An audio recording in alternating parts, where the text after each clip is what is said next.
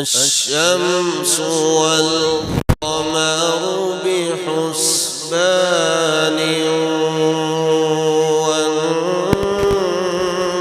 والنجم والشجر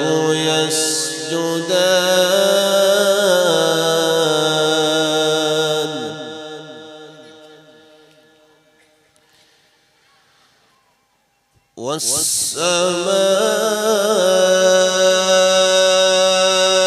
والسماء رفعها ووضع الميزان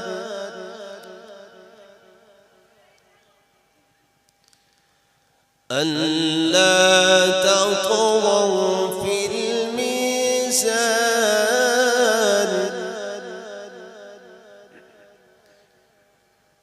وأقيموا الوزن بالقسط ولا تخسروا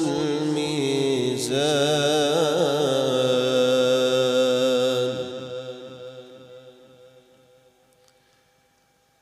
والأرض وضعها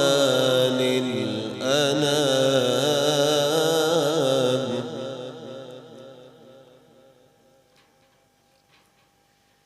فيها فاكهة والنخل ذات الأكمام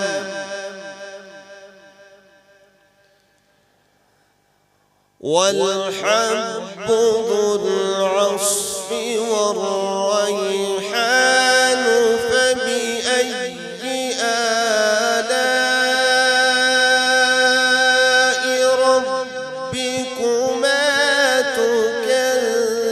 تكذبان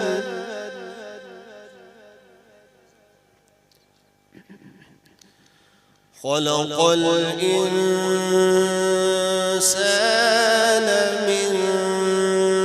صلصال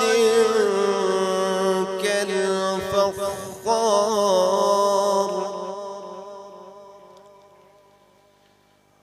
وخلق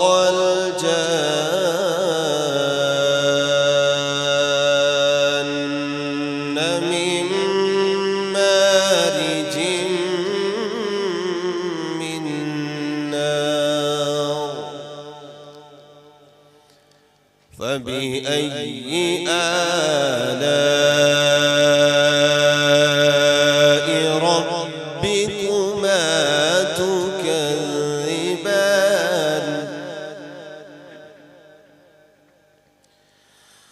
رب المشرقين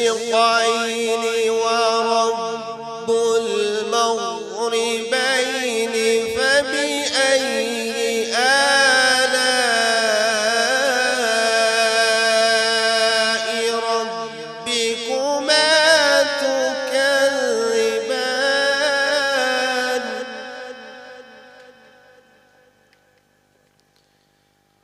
فبأي آلاء ربكما تكذبان مرج البحرين يلتقيان بينهما برزخ لا يبغيان فبأي آلاء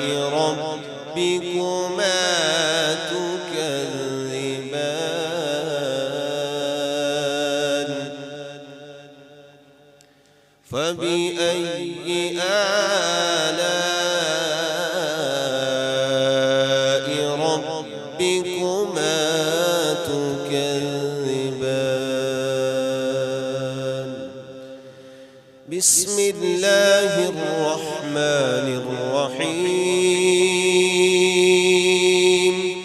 سبح اسم ربك الأعلى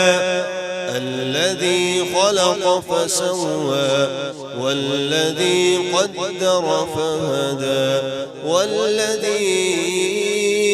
أخرج المرعى